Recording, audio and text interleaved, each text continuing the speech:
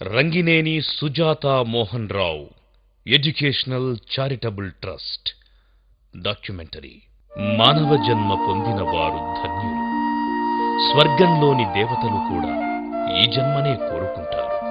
ఎందుకంటే నిజమైన జ్ఞానాన్ని, పరమ ప్రేమను పొందడం ఒక్క మానవులకే సాధ్యం.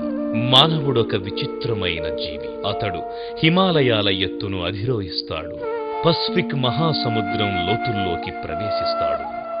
చంద్రుడిపైకి, అంగారకుడిపైకి యాత్రలు చేస్తాడు. మానని మాయరోగాలకు కూడా మందులను కనుక్కుంటాడు.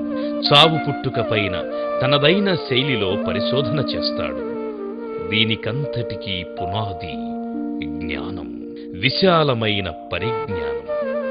ఈ జ్ఞానానికి, ఈ పరిజ్ఞానానికి మొదటి బీజం విద్య. సంస్కారవంతమైన విద్య మీదనే సమస్త భూమండలం ఆధారపడి ఉంది. సమసమాజం నిర్మించబడుతుంది. ఈ ప్రపంచంలో జ్ఞాని మాత్రమే పరిశోధనలు చేస్తున్నాడు. విద్యావంతుడు మాత్రమే ప్రణాళికలు రచిస్తున్నాడు. విద్యతోనే జ్ఞానం వికసిస్తుంది. ఈ విద్యతోనే విశ్వజనీనమైన ప్రకాశం లభిస్తుంది. పసిప్రాయంలోనే ఈ విద్యను అభ్యసించడానికి తల్లిదండ్రుల ద్వారా లేదా బంధువుల ద్వారా అక్షరాభ్యాసానికి బీజం పడుతుంది. కానీ తల్లిదండ్రులు లేని వారికి, అనాథలైన వారికి, ఆసరా లేని వారికి ఈ విద్య మిథ్యగానే మిగిలిపోతుంది.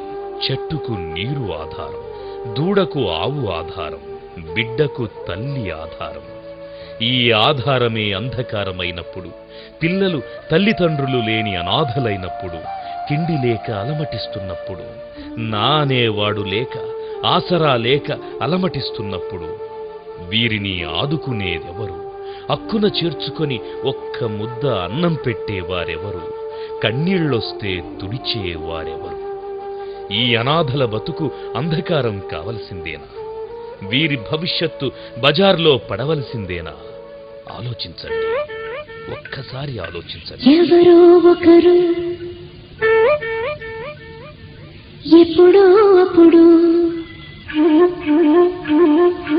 ఎవరో ఒకరు ఎప్పుడో అప్పుడు నడవరా ముందుగా అటో ఇటో ఎటో వైపు. కాదు కాదు, కానే కాదు. ఈ అనాథలను ఆదరించే దేవాలయముంది. ఆసరా లేని పిల్లలను అక్కున చేర్చుకునే అమ్మ ఒడి ఉంది.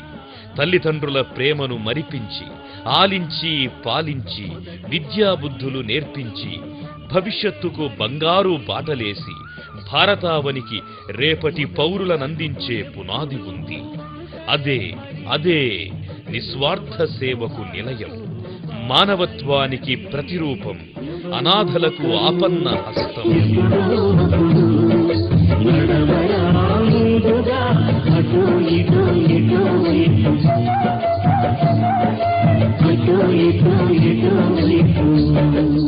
Rangineni Sujatha Mohan Rao educational charitable trust అనాథ బతుకులకు, ఆసరా లేని పసి జీవితాలకు ఆశా కిరణమై నిలిచింది. Rangineni Sujatha Mohan Rao educational charitable trust.